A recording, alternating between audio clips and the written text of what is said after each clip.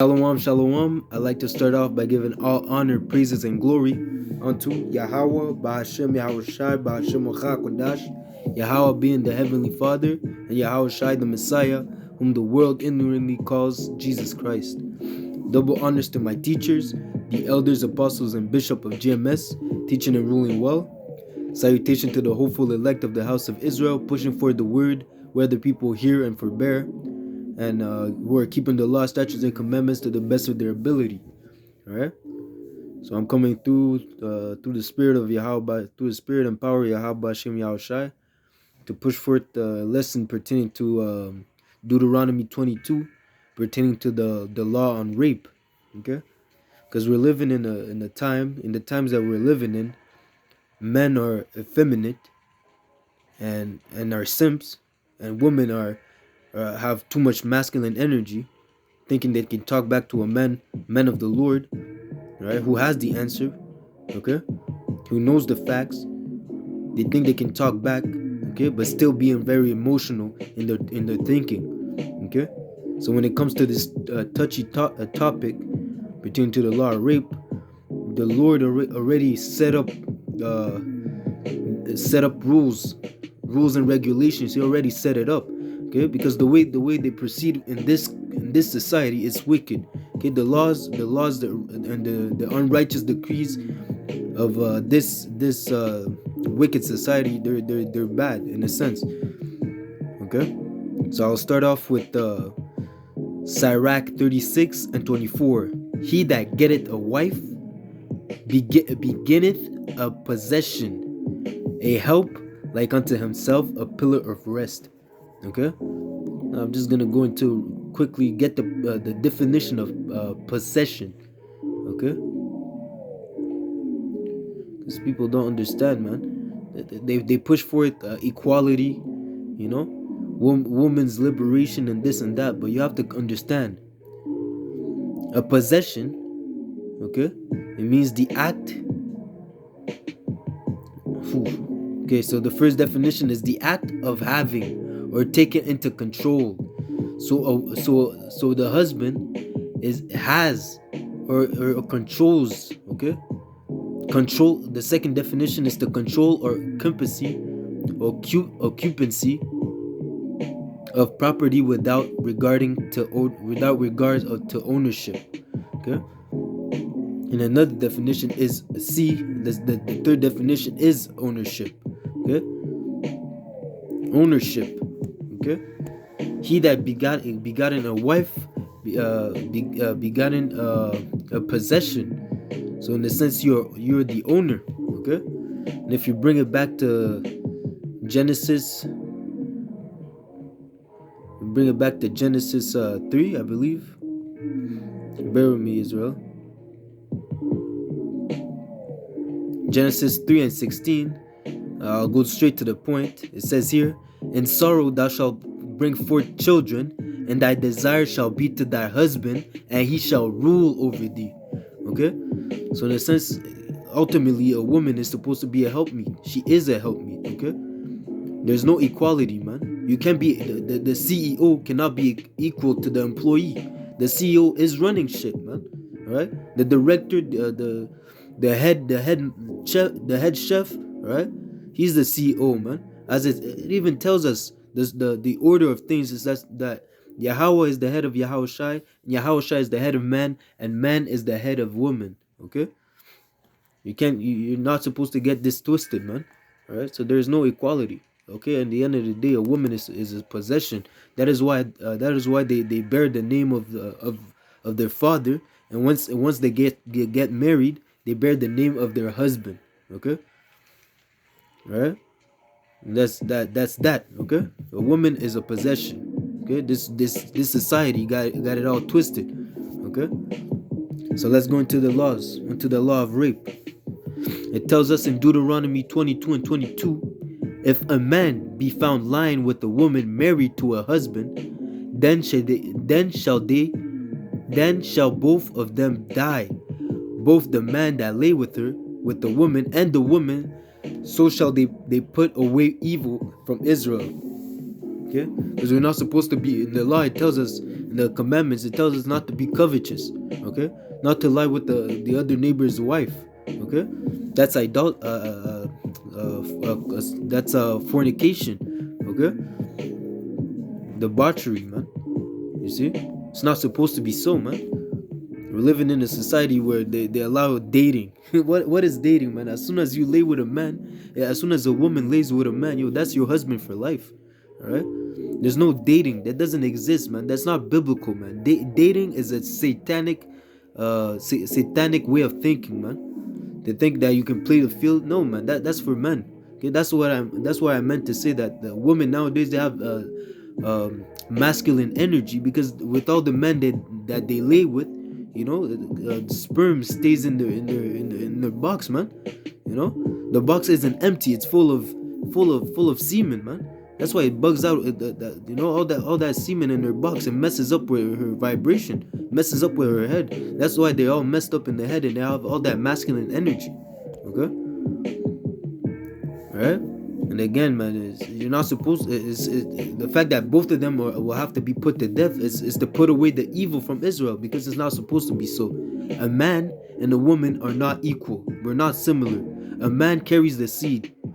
Okay, the fact that a man can have multiple wives is because they can have multiple. It's beneficial for the multiplying. To you know, the man carries the seed, and the woman is considered as the fertile ground. Okay.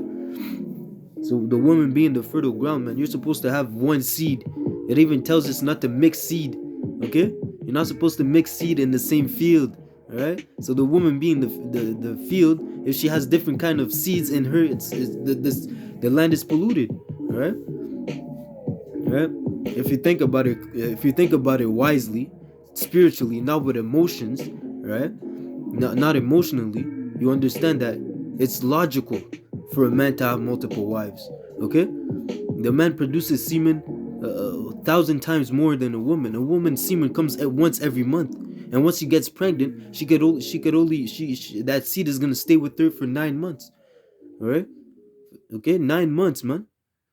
But unlike the man that can keep reproducing, he can keep, you know, planting his seed with multiple women. All right. That's the logic behind it, man. There's no logic for a woman to have multiple partners, man. That's foolishness. That's idolatry. That's rebellion. That's witchcraft in a sense, man. Alright? So back to Deuteronomy 22 and 23. If a damsel that is a virgin be betrothed unto a husband, and a man findeth her in the city, and lie with her, then ye shall bring them both out of the gates of that city, and ye shall stone them with stones that they die. The damsel, because she cried not, being in the city, and the man, because he had humbled his neighbor's wife. So thou shalt put away evil from among you. Again, it's to put away the evil from Israel. Okay? Even if the woman was a virgin, she was betrothed to a man. She was the possession of that man until they officially got together and consumed the marriage. The fact that the other man laid with her, okay, she defiled the man's possession, man. Okay, it even tells us in Jeremiah 3:1. They say, if a man put away his wife, and she go from him and become another man's wife, shall he return unto her again? Okay, that means if he puts away his wife, let's say he breaks up with her, and she goes and has another husband. Okay, the first husband cannot return unto her, man. They can't, because now she's with another man. Now, you know, she can't come back to him, man. She's polluted, right? Because again, she's supposed to be a virgin. So if you're a virgin and the first one breaks up with you, you're supposed to stay single, man. Okay, you're supposed to stay single, or it's either you guys get back together, or you stay single. That's it, man. So if you get with someone else, he can't go back to you, man. Okay, he can't go back to you. Okay, it says, shall not thy land be greatly polluted? It is greatly polluted, man. Right? That was to the point, but just to finish up, it says, but thou hast played the harlot with many lovers. Okay, yet return again unto me, said the Lord. Okay, so even though in a spiritual sense, us Israel, we have committed a lot of fornications after following after other gods, man. Okay, but still the Lord loves us and He wants us to return unto Him. Okay, but in the carnal aspect, we're not supposed to go back unto. That's why even if your girl cheats on you, man, you're supposed to let that go, man. All right, you're not supposed to cry over that shit, man. She's through, man. Put her away, man. Okay, that's one of the only things, one of the main things that you're supposed to put away a woman if she committed adultery against you, man. Okay, that's one of the main reasons you should put away your wife, man. There shouldn't be a thing as such as hit it and quit it, hit it, toot it and boot it, You're supposed to, because ultimately, in this society they make sex seem as a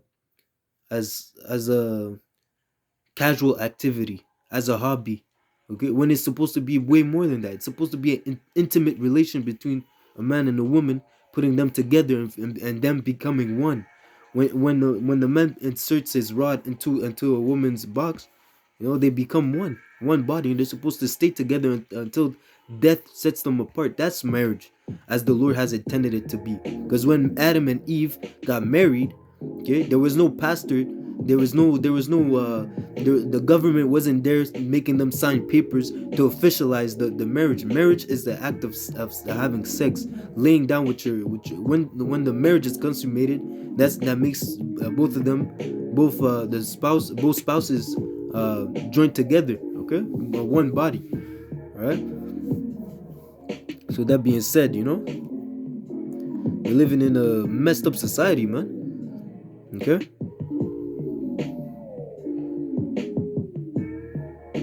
So ultimately, the fact that the virgin that was betrothed to a husband did not cry, that's the reason why she was put to death. She probably wanted it. Okay, the fact that's another thing too. The women have their voice is it's a higher pitch than men, because that's what they do. They're made to scream, right? They're not there to fight or anything, man. You see, if something were to happen, they scream. That's why they cry out, and someone in the city would have heard it, right? But the fact that the woman did not cry, the virgin or the woman, the wife did not cry out, that makes them guilty of the act, Okay. But then here's the other side, okay. It says here in verse 25, but if a man finds a betrothed damsel, if a man find a betrothed damsel in the field, and the man force her and lie with her, the man only that lay with her shall die. Okay, but unto the damsel thou shalt not do nothing. That is, there is in the damsel no sin worthy of death. For as when a man riseth against his neighbor and slay him, even so is this matter. Okay. Back in the days, the woman needed a man. The man was a protection unto the woman. Okay, and the fact that you got raped, you scream out. But again, the land is polluted now. Okay, you got raped, the land is polluted. So even though there's no sin imputed into the damsel, I don't believe that in those days the man would actually go back into her. He'd probably just keep her around as a wife, but he probably wouldn't touch her. Right? He wouldn't pop her anymore, because she's been defiled. He'd probably get himself another wife. Okay. And it tells us in the next verse, for he found her in the field, and the betrothed damsel cried, and there was none to save her. Okay, she cried, right? Okay, she cried. She yelled for help. No one showed up, but she still cried. She didn't want the action to happen, compared to the wife and the other betrothed virgin that did not cry out. That's the difference. If she yells out help, we know, okay, yeah, it's not of her fault. She's innocent. But if she doesn't, and she consents to being to getting popped, she's guilty and worthy of death. Okay. It says here in verse 28, if a man finds a damsel that is a virgin. Okay, that's the important. That's the another situation. Okay, the first one was a wife and a virgin that were betrothed or was already with a husband. The second one was the virgin that was betrothed unto a man, and she cried out. Okay, and now the third scenario is Deuteronomy 22 and 28. If a man finds a damsel that is a virgin, which is not betrothed, and lay hold on her, and lie with her, and they be found, then the man that lay with her shall give unto the damsel's father 50 shekels of silver, and 50 shekels of silver, and she shall be his wife, because he had humbled her. He may not put her away all his life.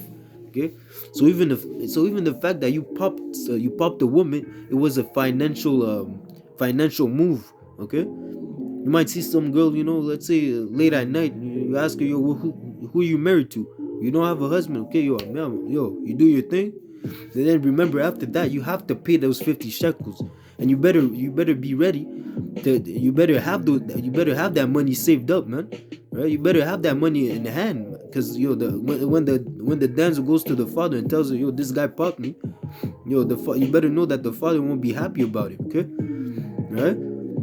Because as we said before in the beginning of the lesson, he that begotten a wife begotten a possession. Okay, so the fact that you pop that woman, you're messing with the father's possession. Okay, so the father needs his just due. That's why we paid. That's why, in a sense, in the old days, we paid dowry.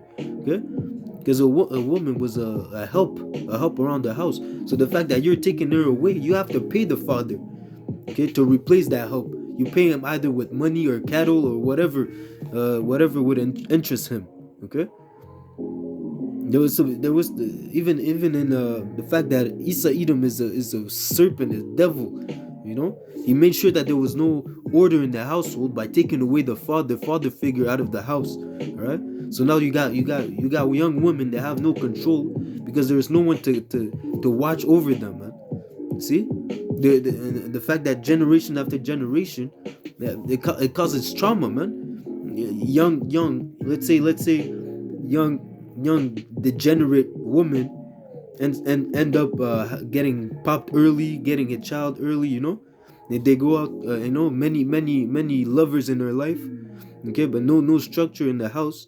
And then she has a child, and the child sees all that. And the young woman, she grows up and throughout all this environment, and she sees that. She goes and commits the same mistakes as her mother, and then it keeps going on through generation and generation. Right? That's how you create a broken system. Right? That's how you create effeminate men and emasculated women, man. Okay, with too much, that's why you create little monsters, man. To the doctrine of Esau Edom. Okay, and to prove this point, it tells us, even pertaining to that subject, it tells us in Sirach 42:9, the father waketh for the daughter when no man knoweth, and the care of her taketh away sleep. When she is young, lest she pass away the flower of her age, and being married, lest she should be hated. In her virginity, lest she should be defiled and gotten with a child in her father's house, and having an husband, lest she should misbehave herself, and when she is married, lest she should be barren. Okay? Keep a sure watch over a shameful daughter, lest she make thee a laughing stock to thine enemies, and a byard in the city, and a reproach among the people, and make thee ashamed before the multitude. Okay? The fact that having a father, man, having a father in the household is very important for the stability of said household, man.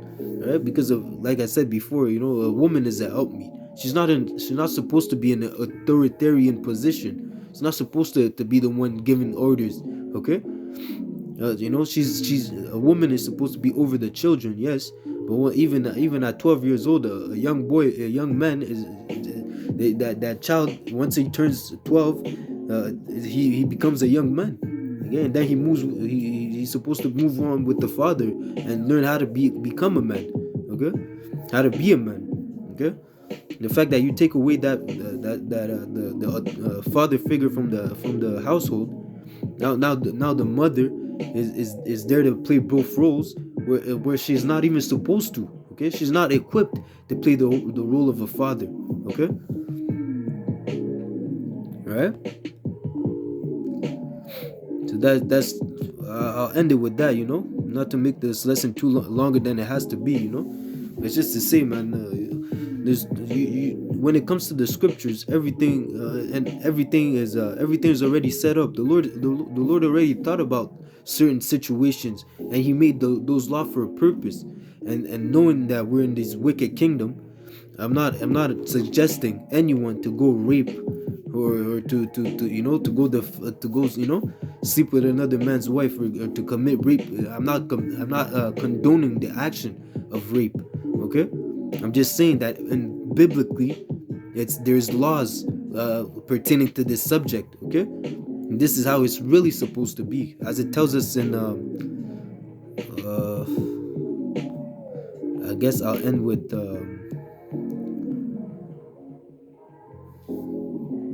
actually I got a few more scriptures.